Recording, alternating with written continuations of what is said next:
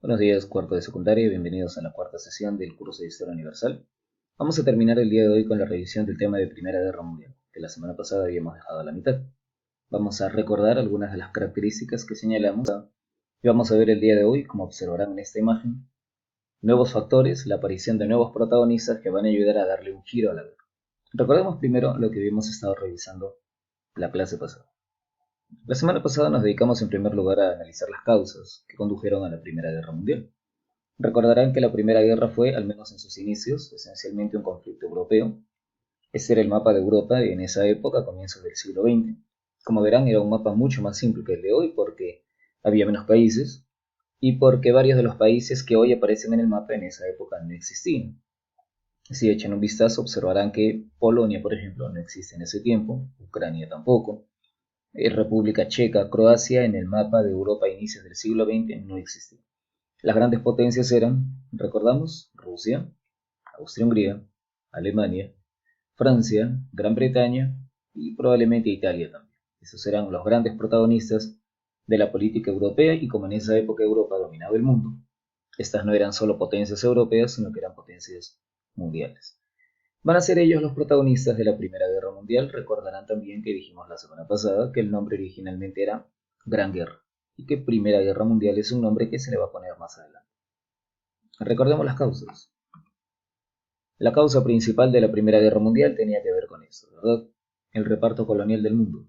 A inicios del siglo XX, extensos territorios de África, de Asia y de Oceanía habían caído bajo el control de las grandes potencias. Habíamos mencionado que las potencias buscaban colonias para extraer materias primas, para usarlas como mercados, para invertir ahí los capitales que habían acumulado.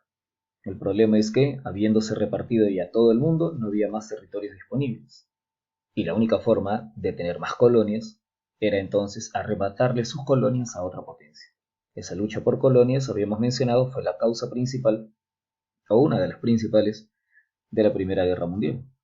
También mencionamos esto, recuerdan las rivalidades nacionales. Había países que ya no solo por razones coloniales, tenían enfrentamientos o tensión, rivalidad con otra potencia. Por ejemplo, el Reino Unido, Gran Bretaña, era rival de Alemania. Alemania en los últimos años había fortalecido su marina de guerra y a Gran Bretaña lo veía como una amenaza. La rivalidad por el dominio de los mares entre alemanes y británicos. La rivalidad, por ejemplo, el revanchismo entre Francia y Alemania. 40 años atrás, Francia había sufrido una derrota ante los alemanes en la época en la que Alemania todavía no se llamaba Alemania, en ese tiempo se llamaba Prusia, una parte de Alemania. Habían derrotado a Francia y le habían quitado dos provincias, Alsacia y Lorena, y Francia buscaba la oportunidad de recuperar esas provincias y de paso también buscaba la oportunidad de humillar a los alemanes y recuperar su prestigio militar. Pero este tema de aquí, este aspecto, esta región, la zona de los Balcanes, mencionamos que era el lugar en el que se va a gestar la Primera Guerra Mundial. En los Balcanes había pequeños estados, Serbia, Rumania, Bulgaria, Grecia, y cada uno de estos pequeños estados tenía aspiraciones de crecimiento, cada uno de ellos deseaba arrebatarle tierras a sus vecinos, y el problema es que no solamente era un tema de sus aspiraciones, sino que varios de ellos tenían alianzas con grandes potencias.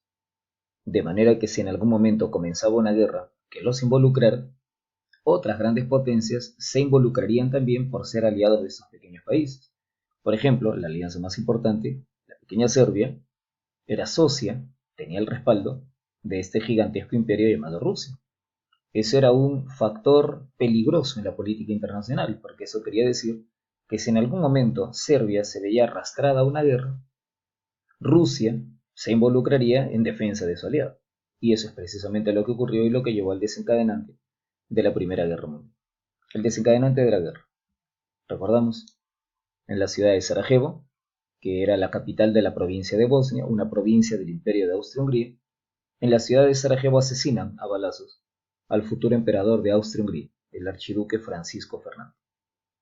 Quienes lo matan son radicales, nacionalistas o terroristas, depende del punto de vista. Son jóvenes radicales de una organización llamada Unidad o Muerte, conocida popularmente como la Mano Negra.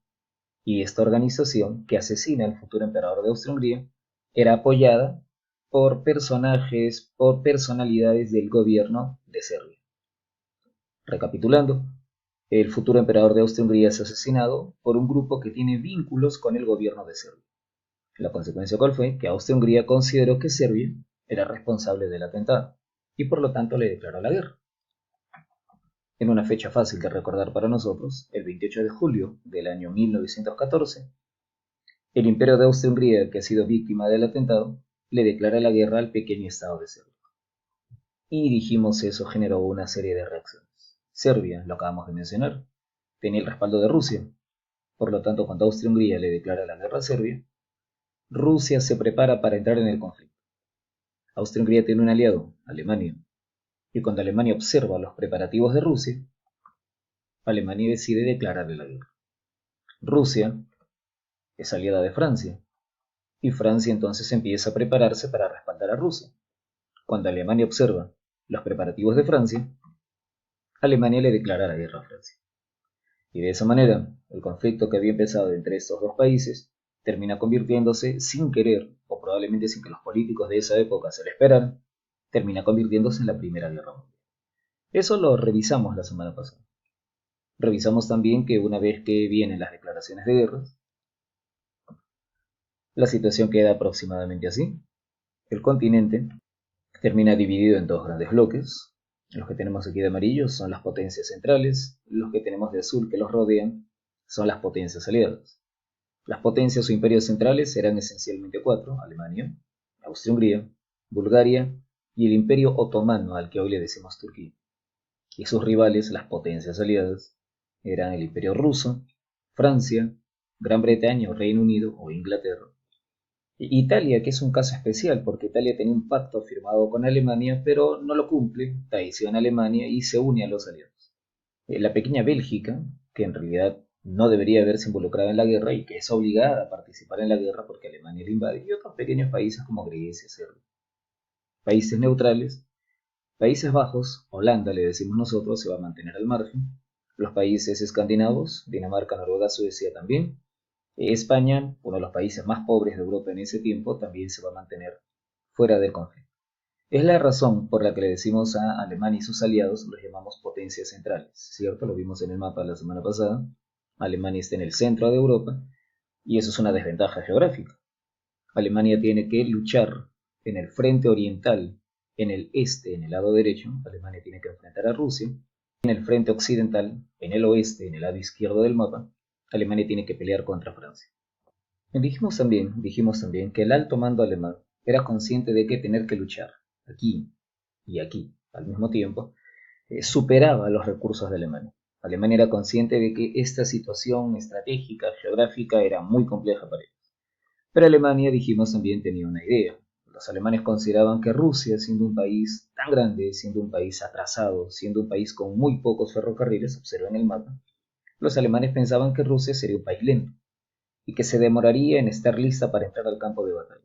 Entonces, ¿cuál era el plan alemán? Como era lenta, ignorar a Rusia al inicio de la guerra y lanzar todo su peso militar contra Francia y quebrarla rápidamente en una ofensiva fulminante que pusiera a Francia de rodillas en 5 o 6 semanas. Ese era el plan alemán, un ataque masivo contra Francia, aprovechando el tiempo que Rusia se iba a demorar en poder participar en la guerra.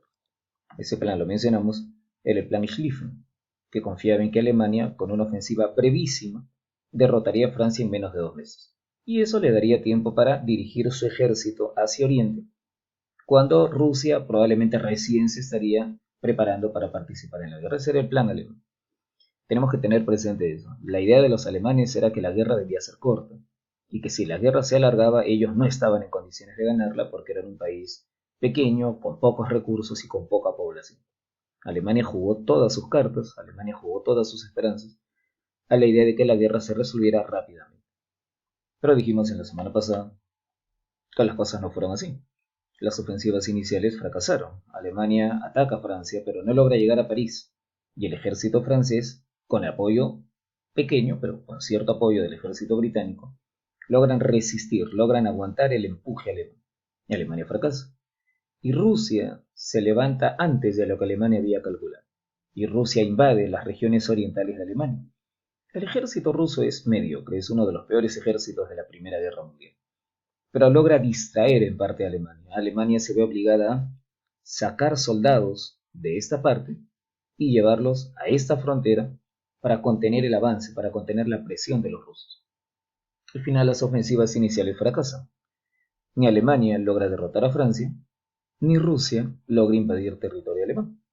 Entonces, luego de esos primeros movimientos, la guerra, dijimos, termina así, por lo menos en el frente occidental. Recordemos que cuando decimos frente occidental, hablamos de esta parte de la guerra, Alemania contra Francia.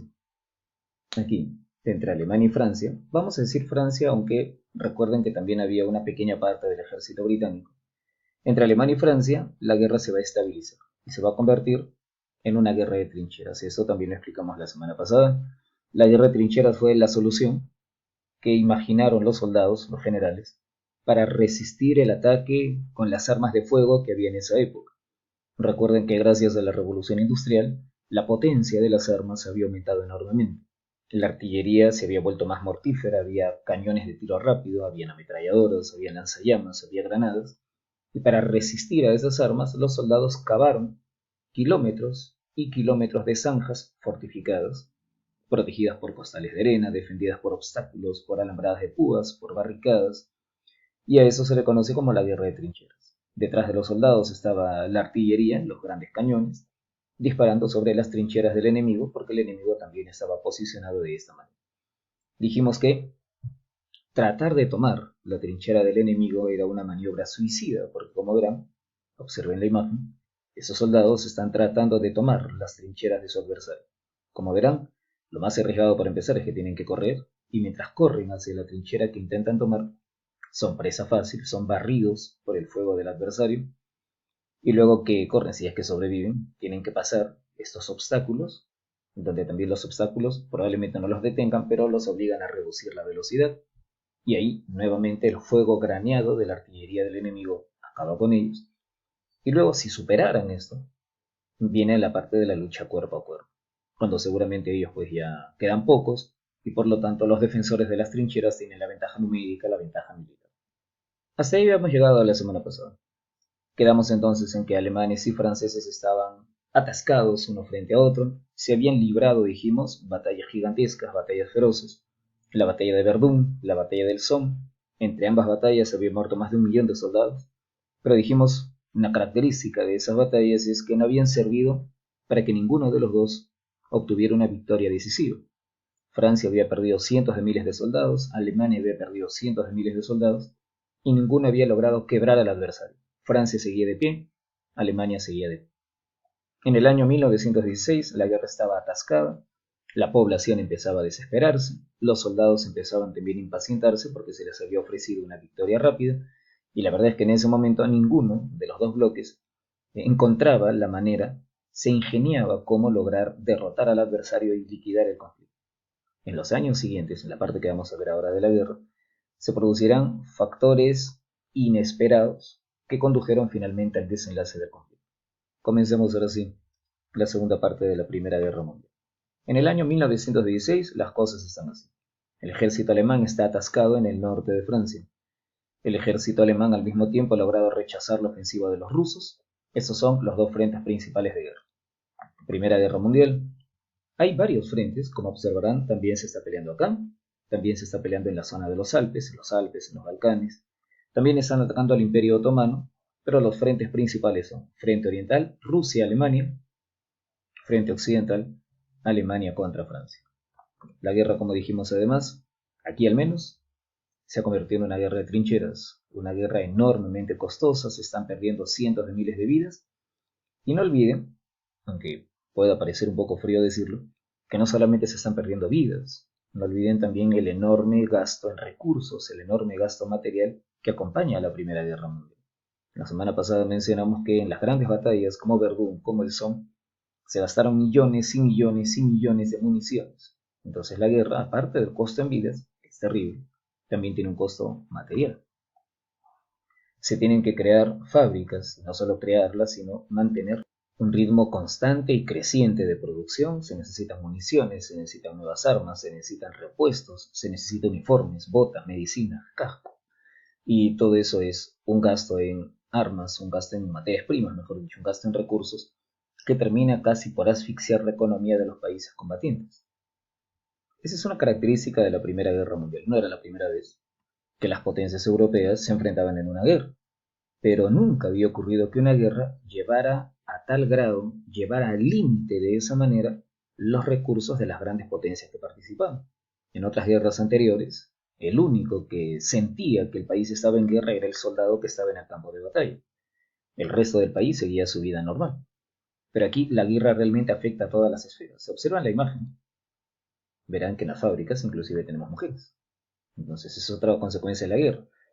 Prácticamente se convierte en lo que se va a llamar una guerra total. El concepto de guerra total significa que ya no solo participan los militares, sino que se moviliza todo el país. Se movilizan civiles, si los varones son llevados en masa al campo de batalla, sus puestos en las fábricas tienen que ser ocupados por alguien. Así que la Primera Guerra Mundial va a favorecer el proceso de, digamos, emancipación de las mujeres que van a tomar de aquí en adelante una participación más activa en la vida económica del país. Sin su esfuerzo en las fábricas, no se podría sostener el esfuerzo de los soldados en el campo de batalla. Esos factores van a tener consecuencias cuando la guerra termine. Cuando la guerra termine, aquellos que han ayudado desde las fábricas a ganar la guerra van a exigir ahora participación en política también. El derecho al voto, por ejemplo. Mujeres y obreros son tan esenciales en la guerra como los soldados que están arriesgando su vida en las trincheras. Es un nuevo concepto. Se introduce también políticas de racionamiento, políticas de control del consumo de ciertas materias primas. No solo hay que alimentar a los obreros, hay que alimentar a los soldados. Entonces el Estado toma el control de los recursos. Se asignan cuotas, se asignan cartillas de racionamiento, se asignan cantidades a cada familia y se establece cuántos gramos de carne, cuántos gramos de azúcar, cuántos gramos de mantequilla podrá consumir cada persona al día, a la semana o al mes. La idea es que el Estado tiene que tomar el control de los recursos y distribuirlos entre todos para evitar que el país pierda la guerra por escasez de alimentos o escasez de materias primas. Esa guerra llevada hasta ese extremo, hasta el punto de tener que planificar el control, el consumo de los recursos, eso es una guerra total. Y eso no se había visto nunca antes. En ese sentido, la Primera Guerra Mundial o la Gran Guerra va a ser sorprendente para los países que le estaban peleando. Así estamos en el año 1916, frente oriental, frente occidental, una guerra costosa en Occidente y nuevas estrategias para afrontar la guerra, como políticas de guerra total que van a tener consecuencias más adelante. Para eso que estamos explicando, de que la guerra consumía gran cantidad de recursos, le va a dar una idea a los líderes que estaban dirigiendo el conflicto. Pensemos lo siguiente, si para que un país pueda seguir peleando necesita fabricar municiones, ese país necesita materias primas, por ejemplo hierro, carbón, para poder producir estas municiones. Si pudiéramos impedir que el adversario reciba estas materias primas, sus fábricas tendrían que cerrar, quedarían paralizadas. Ya no podría seguir produciendo municiones y por lo tanto tendría que rendirse. Entonces se va a buscar de esa manera, digamos por otro camino, fuera del campo de batalla, derrotar al adversario. La guerra no solo se va a pelear en las trincheras, también va a ser una guerra económica, tratando de dejar al enemigo sin materias primas. Y en esa época las materias primas, igual que hoy, principalmente viajaban por mar. Entonces la guerra llegará también al mar. La Primera Guerra Mundial no se pelea solo en tierra, es una guerra total, dijimos. Se pelea también entonces en las aguas oceánicas para impedir que el enemigo reciba recursos. Lo mencionamos aquí, el objetivo es dejar al adversario sin víveres. El objetivo es dejar al adversario sin materias primas y así ponerlo de rodillas, obligarlo a rendirse. En primer lugar, la ventaja geográfica y la ventaja naval obviamente la tiene Gran Bretaña. Hemos dicho varias veces que Gran Bretaña era el país en esa época que dominaba los mares. Nadie tenía más barcos, nadie tenía barcos más modernos tampoco que Gran Bretaña. Como observarán en el mapa, Alemania tiene una desventaja geográfica si hablamos de los mares. No solo está encerrada por tierra, Alemania está encerrada por mar. Su costa es esto de aquí, y por aquí está el mar Báltico, por acá no hay salida. Y este mar de acá puede ser fácilmente bloqueado por Gran Bretaña. Y eso es lo que Gran Bretaña va a hacer. Gran Bretaña va a bloquear la salida de la flota alemana, de tal manera que la marina de Alemania, que era relativamente poderosa, no pueda salir a navegar en alta mar. De esa manera Alemania no recibe tampoco víveres, no recibe materias primas. Esta política de asfixia contra Alemania se conoce como bloqueo naval. La Gran Bretaña va a tratar de impedir el acceso hacia los puertos alemanes de materias primas, víveres y lo que Alemania necesita. Lógicamente Alemania va a tratar de romper ese bloqueo. La Marina alemana se va a enfrentar directamente con la Marina británica en el año 1916. A esa acción, librada el 31 de mayo de 1916, se le conoce, si lo observan aquí, como la Batalla Naval de Jutlandia. La Batalla Naval de Jutlandia es la mayor batalla naval de la Primera Guerra Mundial. Se enfrenta la flota alemana contra la Marina de Guerra británica. El enfrentamiento causó severas bajas a Gran Bretaña, pierde entre 13 y 14 barcos. Es bastante para lo que era el poderío británico, hasta esa época nadie podía presumir de haberle causado tantas bajas a Gran Bretaña, pero la verdad es que fue insuficiente para quebrar el bloqueo naval. Gran Bretaña se mantuvo en sus posiciones, la marina alemana no intentó nuevamente un enfrentamiento contra los británicos, ellos también habían sufrido bajas, más de 10 buques alemanes se fueron a pique. Entonces, de ahí en adelante, la marina alemana hasta el final de la guerra prácticamente se va a quedar encerrada en sus bases navales. Es la política británica, política de bloqueo naval. Ahora, ¿cómo va a contestar Alemania a este bloqueo naval? Alemania sabe que en navíos de superficie no es capaz de enfrentarse a Gran Bretaña, pero la tecnología, en los últimos años, había creado un nuevo tipo de nave de guerra, el submarino. Los gobernantes alemanes habían fortalecido la flota de submarinos, habían creado y fortalecido la flota submarina del país. Mejor dicho, los submarinos alemanes eran muy numerosos, estaban muy bien equipados. Así que los van a utilizar para impedir, así como les impedían a ellos, impedir que Gran Bretaña y Francia reciban víveres y materias primas. Alemania va a declarar que toda esta zona, Alemania va a declarar que toda esta región es zona de guerra. Y Alemania anunciará que va a hundir cualquier barco, que le lleve víveres, material de guerra, provisiones a Gran Bretaña y a Francia. Indirectamente también eso va a perjudicar a Rusia, porque como verán, Rusia también era un país sin muchas salidas al mar. Los recursos que navegaban hacia Gran Bretaña, hacia Francia, se dirigían también a Rusia después. Rusia está desconectada por tierra de sus aliados, entonces este bloqueo naval, esta guerra submarina, mejor dicho, de los alemanes, termina perjudicando la economía de todos sus rivales. El problema ahí es que Alemania no se va a limitar solo a atacar barcos de guerra, ni barcos de carga. Los submarinos alemanes, en más de una oportunidad, van a atacar inclusive barcos de pasajeros, y eso va a terminar provocando protestas en contra de Alemania. El caso más famoso es este. 1915, un barco de pasajeros, observen, este no es un barco de guerra, ni es un barco de carga, es un barco de pasajeros. Un barco de pasajeros, tipo el Titanic, para que se hagan una idea, un barco de pasajeros llamado Lusitania, donde iban casi 2000 personas a bordo, es hundido por un submarino alemán. De esos 2000 mueren aproximadamente 1200, y de esos 1200 que mueren, más de 100 son pasajeros de Estados Unidos. Estados Unidos hasta ese momento era un país neutral, y ninguno de los dos bloques quería que Estados Unidos participara en su contra. Estados Unidos podrá en ese tiempo ser un país débil en el sentido militar, su ejército era pequeño, pero era la mayor potencia industrial. No tenía la influencia económica de Gran Bretaña, pero Estados Unidos tenía más fábricas que nadie y su producción industrial era monstruosa, era colosal. Todos sabían que si Estados Unidos apoyaba a uno u otro bando, su apoyo material económico sería suficiente para desequilibrar la guerra.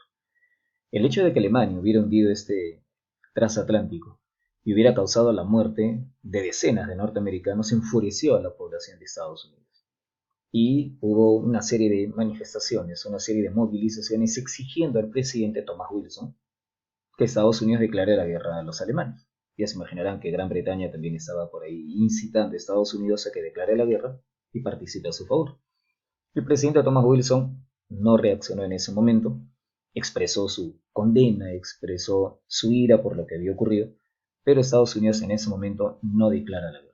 Sin embargo, el hundimiento de Lusitania es importante porque muestra cómo la población norteamericana, que siempre había sido aislacionista, nunca les había gustado mezclarse en los problemas europeos, el hundimiento de Lusitania va cambiando esa mentalidad y va convenciendo a los norteamericanos de que es necesario entrar en el conflicto para defender sus intereses. Alemania en ese momento retrocede. Alemania en los siguientes meses va a evitar chocar con Estados Unidos para no llevarlo al conflicto. Pero de ahí en adelante ya la opinión pública norteamericana considera que Alemania es un país que está quebrando las reglas de la guerra. Cuando más adelante Estados Unidos decide intervenir en el conflicto, el espíritu de la población ya está preparado para eso. Esta es entonces la guerra en el año 1916. En tierra están atascados, en mar están tratando de asfixiarse el uno al otro, Gran Bretaña con el bloqueo naval, Alemania con la guerra submarina. Así estamos en 1916. El año siguiente, 1917, va a ser el año en el que dos acontecimientos van a remecer el mundo y van a cambiar el panorama de la guerra por completo. El primero de ellos tiene lugar en el país más grande del mundo, Rusia. Hemos indicado al comienzo que Rusia era un país enorme pero atrasado, arcaico, con una estructura económica anticuada. La mayoría de rusos eran campesinos, otros eran obreros pero trabajaban en condiciones inhumanas, sus salarios eran bajísimos, la mayoría de la población era pobre, y el esfuerzo de la guerra mundial termina siendo demasiado para un país tan atrasado como Rusia. En marzo, febrero-marzo, los rusos usaban otro calendario, no se vayan a confundir si en un libro lee en febrero y en otro libro lee en marzo, los rusos usaban otro calendario en esa época. En febrero del año 1917 estalla en Rusia una revolución, la población sale a las calles, hay, como verán, una importante participación femenina en esta revolución llamada Revolución de Febrero. Y esta revolución, estas movilizaciones terminan provocando la caída del zar. Recordemos que en Rusia se le llamaba zar al emperador. El zar o emperador Nicolás II de la familia Romanov es obligado a abandonar el poder. Esa es la Revolución de Febrero. Rusia se convierte en una república. El desencadenante de esta revolución, entonces no olviden, es esencialmente el costo del conflicto. En realidad Rusia, volvemos a decirlo, ya arrastraba serios problemas desde antes, pero la Primera Guerra Mundial empeoró esos problemas. Y ahí es cuando se desencadena la revolución. En realidad, para Gran Bretaña, para Francia, la noticia de la revolución en Rusia al comienzo fue bien recibida, porque ellos consideraban que si ahora había un gobierno más democrático, probablemente el pueblo ruso participaría con más entusiasmo en la guerra, porque hasta ese momento dijimos la participación de Rusia había sido bastante mediocre. Además, para ellos mismos era complicado participar en la guerra al lado de una monarquía absolutista como Rusia, ellos eran democracias. Rusia era un país donde ni siquiera había constitución. Entonces, ahora que había una revolución en Rusia, confiaban Francia y Gran Bretaña que habría un nuevo gobierno democrático, moderno, con una constitución y un parlamento de verdad, y que eso ayudaría a solidificar a Rusia, movilizar mejor sus recursos y ganar la guerra. Pero la situación fue diferente. El nuevo gobierno que asume el poder le anuncia pronto al pueblo ruso que el país va a seguir peleando la guerra, y la población estaba harta del conflicto. Ellos pensaban que el país no estaba preparado, no le veían sentido a la guerra, no entendían las complejidades geopolíticas que habían llevado a Rusia al conflicto. Lo único que sabían era que la guerra había empeorado las condiciones, había acentuado la escasez, no había pan en las ciudades, no había carbón, el frío y el hambre causaban estragos entre la población, y el anuncio del gobierno de que continuaría peleando la guerra le va a quitar el respaldo de las masas obreras y campesinas. Y ese contexto de descontento popular lo va a aprovechar un grupo político radical, encabezado por Vladimir Ilich Ulyanov, conocido en la historia como Lenin o el camarada Lenin. Lenin es jefe de un grupo político radical, socialistas, marxistas de tendencia radical, ahí en Rusia se les va a llamar los bolcheviques. Se habían mantenido a la expectativa, no habían participado masivamente en la primera revolución, la Revolución de Febrero, pero ahora que el nuevo gobierno ha perdido el respaldo de las clases populares, la propaganda bolchevique empieza más bien a seducir a obreros y campesinos. Los bolcheviques ofrecen paz, ofrecen pan y ofrecen un reparto de tierras. Y con el apoyo de las masas populares, obreros, campesinos, soldados, hartos de la guerra, los bolcheviques van a tomar el poder en el mes de octubre.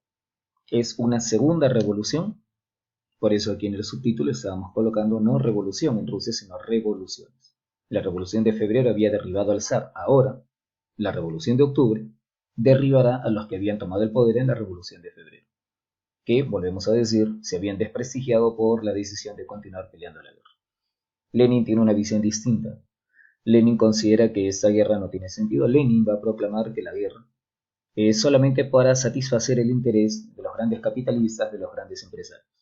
Cuando los bolcheviques toman el poder, le ofrecen a todos los países que estaban peleando, ofrecen una paz general, proponen eso, que la guerra se suspenda, que la guerra quede ahí nomás, que los ejércitos regresen a sus fronteras y que las cosas queden como antes, paz general sin anexiones y sin indemnizaciones. Lógicamente la propuesta era muy ingenua y fue rechazada tajantemente por todos los participantes. Nosotros comprenderemos que luego de casi 4 años de guerra, nadie iba a estar dispuesto a dejar las cosas así nomás y de esa manera perder, por así decirlo, toda la inversión que se había hecho durante el conflicto. Pero los bolcheviques que gobernaban en Rusia ahora van a decidir que, bueno, si las potencias iban a continuar con la guerra, ya ese no era su problema. Los bolcheviques le ofrecen paz a Alemania. Apenas Lenin llega al poder, el ejército ruso prácticamente se paraliza. De ahí en adelante, el ejército ruso no va a desencadenar nuevas ofensivas contra Alemania. Van a haber por ahí algunas maniobras, pero sin mayor importancia. Y Rusia le propone a Alemania un tratado de paz. Lógicamente Alemania aprovecha para exigirle a Rusia condiciones brutales. El nuevo tratado que se va a firmar se llamará Paz de Brest-Litovsk. Y por ese tratado de Brest-Litovsk es cierto, Rusia abandona la guerra, pero a costa de cesiones, de entrega de territorios brutales. Los territorios de Estonia, Letonia, Lituania, Polonia, Ucrania y una serie de regiones que entrega en manos de las potencias centrales. A costa de enormes cesiones territoriales, Rusia se retira de la Primera Guerra Mundial. Para Alemania es una noticia excelente, no solo por la cesión de territorios, sino porque ahora, observen el mapa, Alemania ya no tiene que proteger esta parte de su frontera. Por lo tanto, ya se podrán imaginar cuál va a ser el siguiente paso. Alemania va a tomar todo el ejército que tenía desplegado aquí y lo va a enviar a Occidente para reforzar la guerra contra Francia. Y ahora sí, Alemania podrá desplegar el 100% de su poderío militar en contra de los franceses. Entre Alemania y Francia había una disparidad de fuerzas terrible. Alemania era prácticamente el doble de poblada que Francia, así que podemos imaginar que todo el peso del ejército alemán contra los franceses podría servir para de una vez derrotar a Francia y liquidar el conflicto. Las revoluciones en Rusia, si benefician a alguien en el plano militar, es Alemania. Al menos eso es lo que esperaba Alemania. Pero en ese mismo año, 1917, otro acontecimiento, esta vez fuera de Europa, va a intervenir también en el conflicto. En 1917 se produce también la intervención de Estados Unidos. Ya habíamos mencionado hace un instante, a raíz del hundimiento de Lusitania, que la política norteamericana iba cambiando y Estados Unidos se convencía cada vez más de que era necesario que interviniera en el conflicto. No intervenía todavía, porque Estados Unidos tenía una larga tradición de aislacionismo que venía desde la época de su primer presidente. George Washington había aconsejado antes de retirarse al Congreso norteamericano que evitaran involucrarse en las guerras que se produjeran en Europa. Y durante 120 años Estados Unidos había seguido esa recomendación. Las guerras que había peleado habían sido guerras periféricas contra México o contra España, las Filipinas, en Cuba, pero no se había involucrado ni en los conflictos ni en las alianzas de las grandes potencias. En el año 17, año histórico, Estados Unidos rompe su aislamiento, abandona una tradición política que venía desde la época de Washington e interviene en la Primera Guerra Mundial. La causa, lo que habíamos mencionado, la guerra submarina. En el año 17, Alemania anuncia que va a reanudar la guerra submarina y esta vez, dice Alemania, será una guerra submarina sin restricciones. Eso implica que atacará barcos de guerra, atacará barcos de carga y está dispuesto también a atacar barcos de pasajeros, sin interesar si son de los aliados o son de países neutrales como Estados Unidos. La declaración de guerra submarina sin límites, sin restricciones, es lo que termina desencadenando que Estados Unidos entre en el conflicto. A eso se suma que Estados Unidos descubre que Alemania estaba maniobrando para convencer a México de que le declare la guerra a los Estados Unidos. Alemania se quiso adelantar. Alemania calculaba que Estados Unidos entraría en la guerra contra él. Entonces Alemania dijo, ¿cómo lo impedimos? Vamos a proponerle a México que los mexicanos hagan una guerra contra Estados Unidos. ¿Entendemos la idea de los alemanes? Si Estados Unidos está entretenido peleando contra México, ya no podrá intervenir en la guerra que se está peleando en Europa. Ese era el plan de los alemanes. La propuesta es interceptada por Gran Bretaña y lógicamente Gran Bretaña lo va a utilizar, va a informar a Estados Unidos y lo va a utilizar como un medio para terminar de convencer a los norteamericanos de que entren en la guerra. Realmente el hecho de que Alemania le propuso una guerra contra Estados Unidos era un acto de agresión. Y Estados Unidos ahora sí va a tener carta libre, va a tener el camino abierto para declarar la guerra a los alemanes. El 6 de abril del año 1917, Estados Unidos entra en la Primera Guerra Mundial. Ese acontecimiento es un acontecimiento clave en la marcha de la guerra y en la historia universal en general. Por primera vez, Estados Unidos sale de sus fronteras y de aquí en adelante va a asumir un rol de gran potencia mundial que llega hasta nuestros días. Thomas Wilson ofrece apoyo material, ofrece apoyo económico, ofrece apoyo en varios sentidos. Estados Unidos en ese tiempo tiene un ejército todavía pequeño, escasamente 100.000, 125.000 soldados, pero su población es gigantesca, así que Estados Unidos empezará a reclutar, entrenar y equipar millones de soldados para enviarlos a la guerra en Europa. Si a este apoyo en soldados le sumamos las contribuciones económicas, porque Estados Unidos va a realizar préstamos, porque va a enviar material de guerra, porque va a enviar víveres en cantidades gigantescas, nos comprenderemos que el acontecimiento decisivo, y esto debemos tenerlo claro, el acontecimiento clave, Primera Guerra Mundial termine como terminó, el acontecimiento clave para la victoria de los aliados fue la intervención de los Estados Unidos. De ahí en adelante, la Primera Guerra Mundial va a cambiar completamente de rumbo, aunque el peso de Estados Unidos se va a dejar sentir al comienzo porque dijimos primero tiene que dedicar tiempo a reclutar y entrenar a sus soldados. El ejército norteamericano recién va a llegar a mediados del año 1918 y eso le va a dar una última esperanza a Alemania. Recuerden que Alemania acaba de firmar la paz con Rusia, entonces de aquí en adelante la expectativa de los alemanes es tomar los soldados que antes peleaban contra Rusia, movilizarlos a Occidente, aplastar a Francia y realizar todo eso contra el reloj antes de que el ejército norteamericano llegue al continente europeo. Esos van a ser los movimientos finales de la Primera Guerra Mundial. Eso lo vamos a ver a continuación. Los movimientos finales de la Primera Guerra Mundial van a ser entonces los que hemos estado señalando. Alemania ya no tiene que afrontar ninguna amenaza militar en el lado oriental, entonces va a trasladar su ejército, los soldados que tenía desplegados aquí, hacia Occidente. Y esos serán los movimientos finales. Esencialmente lo que vamos a ver aquí es una masiva ofensiva alemana en contra de Francia, con el objetivo, ya dijimos, de quebrar la resistencia francesa, llegar a París y obligar a Francia a firmar la paz. Y todo eso, dijimos, es un movimiento contra el reloj antes de que lleguen los norteamericanos.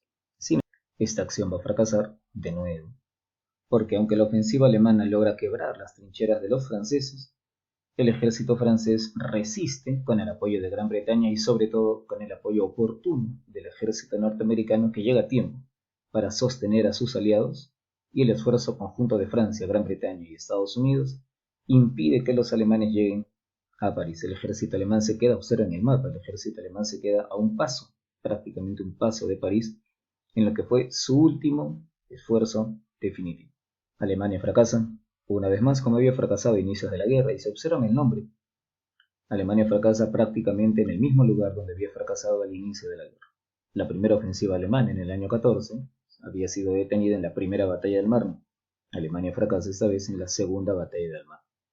Y esto también de paso nos sirve para observar lo estática que ha sido la Primera Guerra Mundial. Han pasado 4 años, han muerto millones de soldados entre tanto, y los ejércitos están prácticamente apostados en el mismo lugar donde estaban 4 años atrás cuando el conflicto comenzó.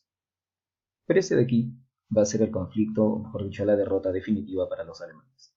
Alemania ha jugado sus últimas reservas, ya no tiene más. Su ejército está exhausto, sus fábricas están al límite, sus recursos están a punto de agotarse.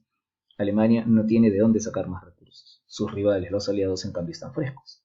Estados Unidos ha enviado aproximadamente 3 millones de soldados y material de guerra en cantidades colosales. Ha enviado tanques, carros de combate, ha enviado aeroplanos, ha enviado cañones de tiro rápido, ha enviado reservas y reservas de combustible y de víveres. Entonces aquí ahora sí la situación para Alemania es imposible de superar. Con sus recursos al límite, Alemania tiene que enfrentar una nueva ofensiva de los aliados frescos y ahora sí en condiciones de derrotar.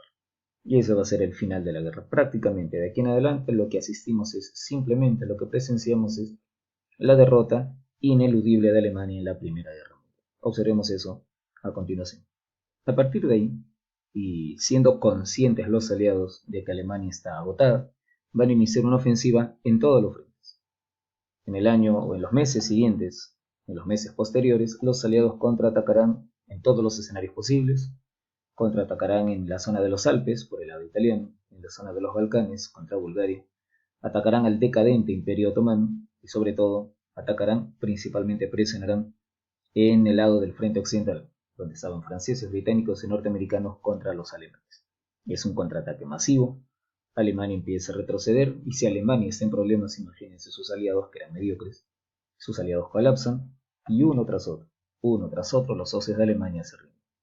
El Imperio Otomano pide la paz, Bulgaria pide la paz y hasta Austria-Hungría, lo que es bastante porque en realidad Alemania, recordarán, se vio involucrada en la guerra por Austria-Hungría. Austria-Hungría también abandona el conflicto. Alemania se queda sola. La guerra en este momento para Alemania ya está perdida. El pueblo alemán lo sabe. Y en Alemania estalla una revolución. En noviembre del año 1918, en los días ya finales del conflicto, estalla una revolución en las principales ciudades alemanas. La revolución arroja del poder al emperador. En Alemania, igual que en Rusia, igual que en Austria-Hungría, había un emperador. Ahí en Alemania se le decía Kaiser. El Kaiser Guillermo II es arrojado del poder, escapa, va a pasar los próximos años en los Países Bajos, en Holanda. Ahí va a vivir 20 años más o menos, hasta la época de la Segunda Guerra Mundial. Pero de aquí en adelante ya no gobierna en Alemania. Hay una revolución, se establece un nuevo gobierno. Este nuevo gobierno comprende que la guerra ya se perdió y que no tiene sentido seguir resistiendo a los aliados. Así que este nuevo gobierno le pide a los aliados un alto al fuego. Y ese alto al fuego, que viene a ser prácticamente el final de la Primera Guerra Mundial, se firma 3 días más tarde, el 11 de noviembre de 1918, en una región boscosa de Francia, en la región de Compiègne. En el interior, observen la imagen, en el interior de un vagón de tren, representantes de los aliados y representantes del gobierno alemán firman la rendición, el alto al fuego. La guerra, las acciones militares se terminan a las 11 de la mañana del 11 de noviembre del año 1918. Y desde ese momento se acabó la guerra. Se acabó en el sentido militar, porque todavía faltaba la parte política, la parte diplomática.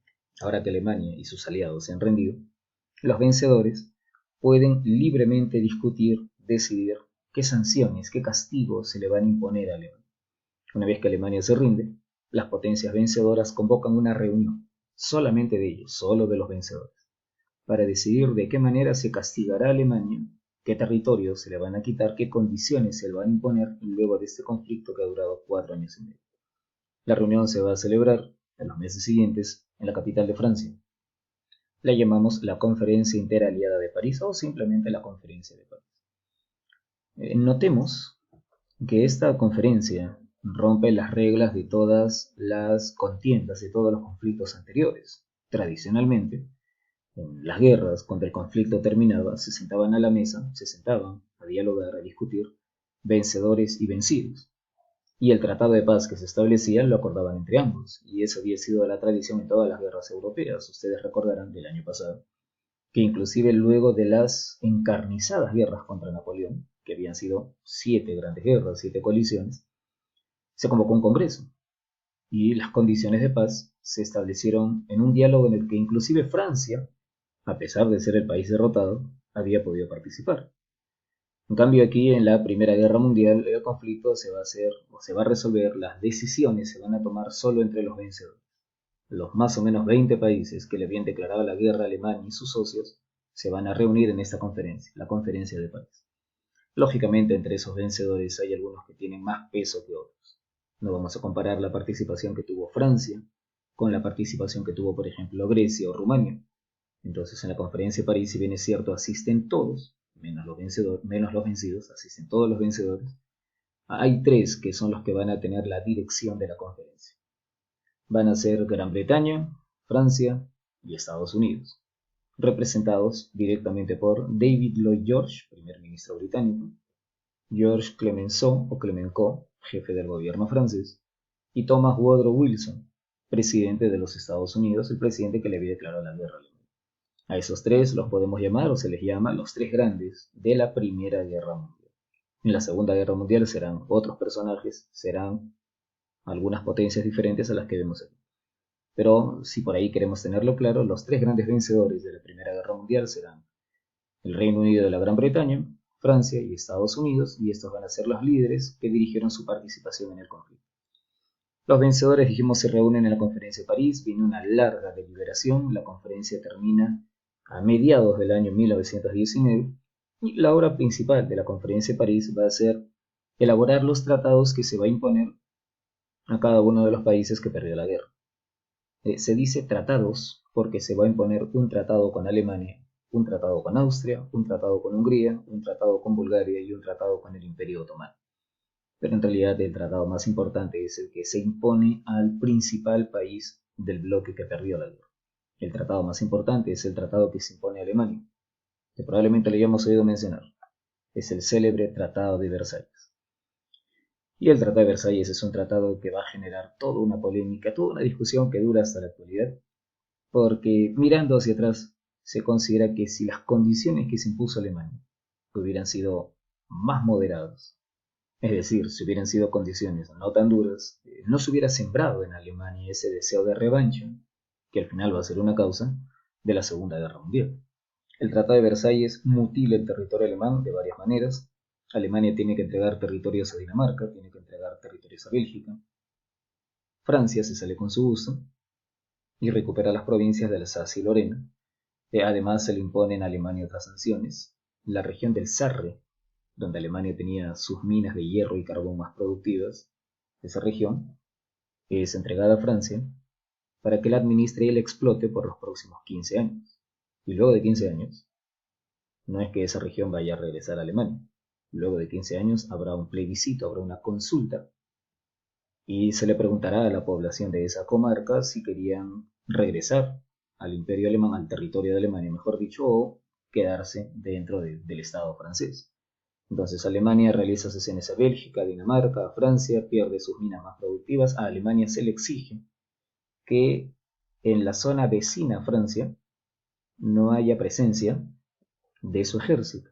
Es decir, toda esta zona, observan esta línea punteada, toda la zona a partir de esa línea punteada hacia la izquierda, toda esa región debe ser desmilitarizada. Es parte del territorio alemán, pero el ejército alemán no puede estar estacionado. Obviamente el objetivo era darle tranquilidad, digamos así, a Bélgica y a Francia. No habiendo presencia del ejército alemán ahí, entonces Alemania no podría invadir a sus vecinos. Eso por el lado occidental. Pero quizá lo más doloroso para Alemania es lo que ocurrió en el lado oriental. Los aliados decidieron crear un nuevo país llamado Polonia. Y para que Polonia tuviera salida al mar, los aliados mutilaron a Alemania y le arrebataron este puerto, la ciudad de Danzig, y toda una franja de terreno. Es decir, que el mapa de Alemania va desde aquí hasta acá. Y eso de aquí, lo que está a la derecha, Prusia Oriental, también es Alemania, pero va a estar separado del resto del país por este corredor, este pasadizo, este pasaje que los vencedores le obsequian a Polonia para que Polonia tenga salida. El territorio alemán queda segmentado, la mayor parte es esto, y este territorio Prusia Oriental queda separado, desligada del resto de Alemania, por este pasaje que le dan a Polonia para que tenga salida al mar Báltico. Son algunas de las sanciones. Lo peor es que, como dijimos, el gobierno alemán no estuvo presente en la discusión, así que Alemania no tiene opción a pedir una reconsideración, no tiene opción a oponerse. Los vencedores elaboran el tratado y luego Alemania se ve obligada a firmar sin discusión. Aparte de otras sanciones. Alemania pierde todas sus colonias, las colonias que tenía en África, las colonias que tenía en Oceanía, le son arrebatadas, pasan a manos de los vencedores, Japón, Francia, Gran Bretaña. El ejército alemán se limita al mínimo. Alemania había tenido el ejército más poderoso del mundo en la guerra, había sido capaz de enfrentarse a sus rivales durante más de 4 años, con el objetivo de ponerle fin a esa potencia militar. Se establece que Alemania solo podrá tener un reducido cuerpo militar de apenas 100.000 soldados, que es poco para lo que eran los grandes ejércitos de ese tiempo, y que ese pequeño cuerpo de 100.000 hombres no podrá tener armamento pesado, lo que quiere decir que Alemania no podrá tener cañones, no podrá tener grandes carros de combate, no podrá tener todas las armas modernas que tenían los ejércitos de las grandes potencias. Entonces, como veremos, la mutilación no es solo territorial, sino también militar. A Alemania se le impone además el pago de una indemnización de guerra. Los aliados, Francia o Gran Bretaña, suman las pérdidas que Alemania les causó y le exigen al gobierno alemán que en los siguientes años o décadas le vaya pagando una serie de cuotas que compensan las pérdidas que les causa. El cálculo va a ser gigantesco. Alemania tendrá que pagar, en palabras modernas, en nuestras palabras, cientos de miles de millones de dólares, dividido, prorrateado a lo largo de las siguientes décadas, pero igual era una suma gigantesca.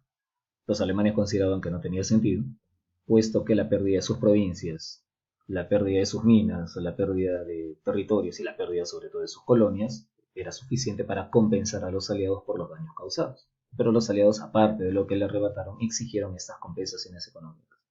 Incluyeron en el Tratado de Versalles un artículo que decía que Alemania era la única responsable de la guerra, lo que también causó cólera en Alemania, porque en realidad la guerra había sido provocada de manera global por las rivalidades de todas las grandes potencias. Como dijimos, es un tratado torpe, es un tratado que en realidad lo único que hizo fue provocar una nueva guerra. Los aliados ganaron la guerra, pero no supieron garantizar que la paz que venía después de la guerra perdurara. La consecuencia de esto va a ser el revanchismo alemán y ese revanchismo nos va a llevar a una nueva guerra peor que esta, apenas 20 años después. Esa es la obra de la Conferencia de París, los tratados con los vencidos y principalmente el Tratado de Versalles con Alemania. Aparte se toman otros acuerdos. El mapa de Europa cambia dramáticamente. La Europa de 1914 salta en pedazos en la Primera Guerra Mundial. El viejo imperio de Austria-Hungría no sobrevive.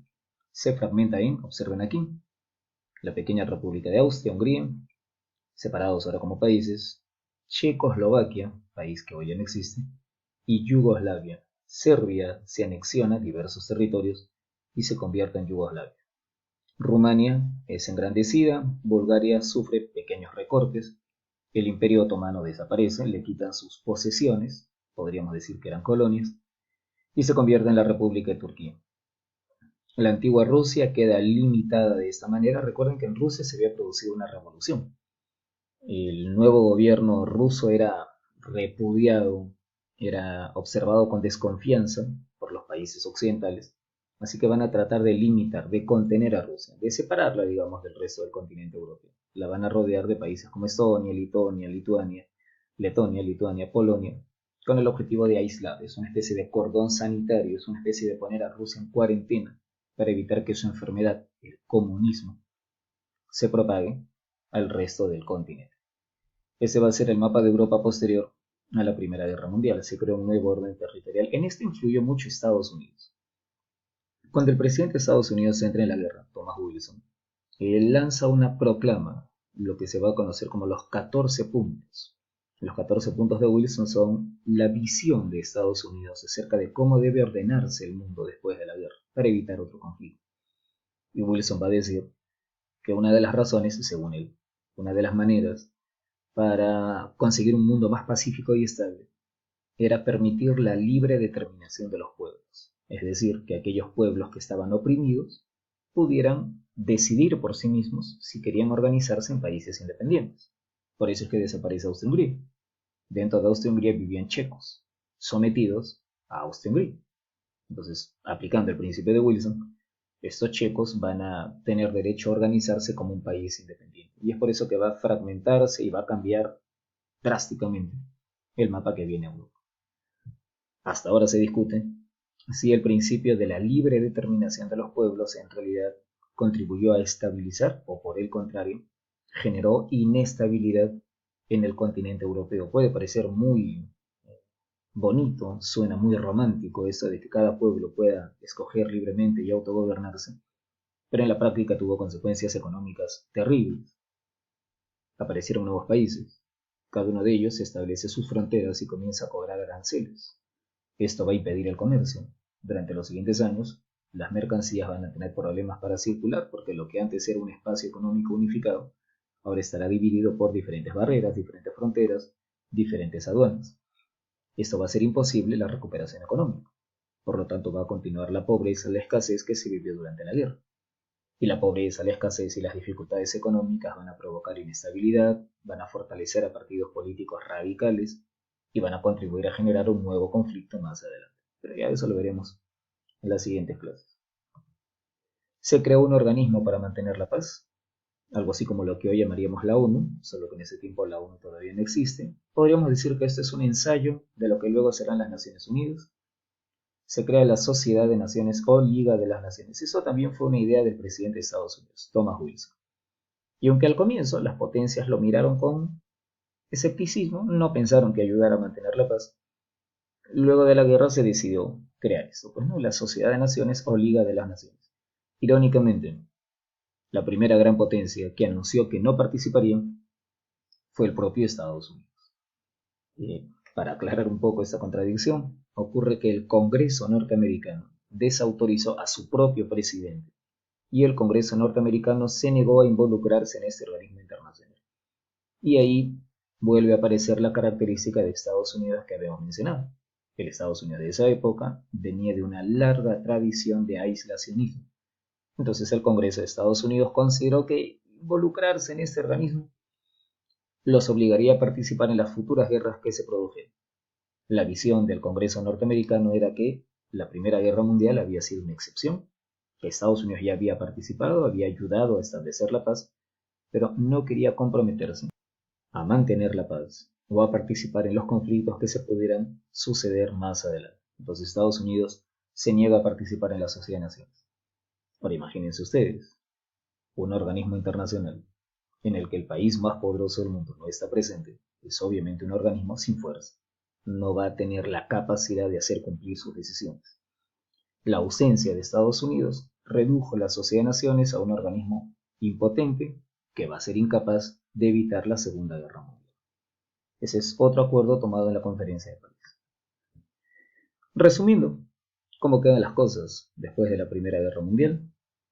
Algunas de las consecuencias principales ya las hemos mencionado: cambia el mapa, desaparecen imperios, son expulsadas dinastías, se fundan nuevos países, o viejos países que todavía existían van a cambiar de sistema de gobierno. El ejemplo más conocido es Alemania, que deja de ser un imperio y se convierte en una república, o Rusia, que deja de ser un imperio y se convierte en un nuevo estado, que vamos a ver la próxima semana, que se va a llamar la Unión Soviética.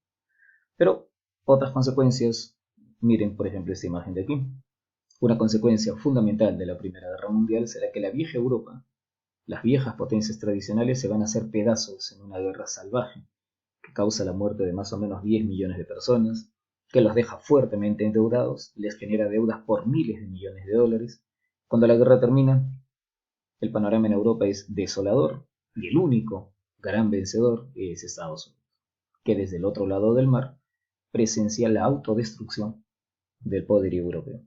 Cuando la guerra termine, Estados Unidos está intacto, intervino en la guerra al final. Su territorio no ha sufrido ni una sola agresión, su territorio está entero, su poder económico es más grande que nunca, se ha enriquecido otorgando préstamos a los vencedores, a Francia, a Gran Bretaña, o se ha enriquecido vendiéndoles material de guerra. Además, su intervención fue al final, así que no ha sufrido la terrible cantidad de muertes que habían sufrido franceses, británicos, alemanes o rusos. Por lo tanto, si queremos mencionar consecuencias de la Primera Guerra Mundial, es que Estados Unidos se consolida como la mayor potencia mundial. Ya no es solo la mayor potencia económica, sino que ahora su influencia política se extiende a todo el mundo. Japón también se beneficia en el Océano Pacífico, contribuyó medianamente a la victoria de los aliados, pero el gran ganador es Estados Unidos. La otra consecuencia va a ser lo que mencionábamos en la diapositiva anterior, las graves dificultades económicas. Cuando la guerra termina, algunos suponían que luego del conflicto todo volvería a ser como antes. Pero la verdad es que volver a la situación anterior fue imposible. Los gobiernos estaban endeudados, las industrias estaban colapsadas, se habían agotado las materias primas, no había víveres suficientes, las fábricas de armamento cerraron, los obreros que habían ayudado a ganar la guerra se quedan sin empleo cuando la guerra termina, la gente reclamaba aumentos de los salarios, lo que era imposible de cumplir en esas condiciones. Entonces vamos a ver escasez, deuda, miseria, inflación, desempleo, dificultades económicas terribles, lo que va a ocasionar un profundo malestar social, porque luego de 4 años y medio de esfuerzo, aquellos que habían ayudado a ganar la guerra esperaban alguna compensación. Cuando la guerra termina, la situación es igual o peor que durante el conflicto. Y de esto se va a culpar, lógicamente, a los partidos políticos que habían provocado o que habían llevado sus países al conflicto. Los partidos políticos tradicionales, Partido Liberal, Partido Conservadores, los partidos clásicos que habían gobernado en Francia, en Gran Bretaña, en Italia, en Alemania, van a ser duramente cuestionados por las consecuencias del conflicto. Y esto va a ser peligrosísimo, porque la desconfianza hacia los partidos tradicionales va a hacer que en varios países las masas populares se arrojen en manos de nuevos caudillos, nuevos líderes, nuevos movimientos políticos, a los que consideraban más capaces de afrontar la crisis. Eso va a permitir, por ejemplo, en Italia, en Alemania, el nacimiento, la emergencia, el ascenso del partido fascista de Benito Mussolini y del Partido Nacional Socialista o Partido Nazi de Adolfo Hitler algunos años después. Consecuencias entonces también de la guerra, crisis económica, descontento social, desprestigio de los partidos que dirigieron la guerra y por lo tanto búsqueda de nuevos caudillos, con las consecuencias que luego veremos. Y una consecuencia más va a ser esta. El descontento de las clases populares los vuelve más sensibles a la propaganda de los socialistas, sumado al hecho de que los socialistas o marxistas habían tomado el poder en Rusia. Esto va a ejercer una atracción considerable sobre las masas en Francia, en Gran Bretaña, en Alemania y en otros países. Van a aparecer movimientos que buscarán replicar, repetir en estos países lo mismo que se había producido en Rusia. Durante los siguientes años vamos a ver intentos organizados de llevar a cabo revoluciones en Alemania, en Francia, en Gran Bretaña, en Italia, en diferentes países. La influencia del marxismo, la influencia del comunismo, del socialismo revolucionario, empieza a crecer por toda Europa occidental, provocando pánico, provocando miedo en las clases medias, en los grupos de poder económico, que se habían enterado de lo que había ocurrido en Rusia y sabían que una revolución comunista acabaría no solamente con sus posesiones, no solo con su poder económico, sino posiblemente también con sus vidas. Después de la Primera Guerra Mundial tenemos entonces una Europa devastada, una Europa empobrecida, una Europa en tensión, una Europa al borde de la revolución, una Europa amenazada por la influencia del marxismo revolucionario y sobre todo una Europa débil, porque Estados Unidos, que le había ayudado a ganar la guerra, Estados Unidos, dijimos, vuelve a su vieja política de aislacionismo y deja a los europeos solos a resolver sus asuntos. La consecuencia de esta suma de características, la consecuencia de esta suma de factores es la Segunda Guerra Mundial, que ya veremos más adelante. Esta fue la Primera Guerra Mundial, desarrollo, desenlace y consecuencias. Esta es la clase de hoy. Gracias.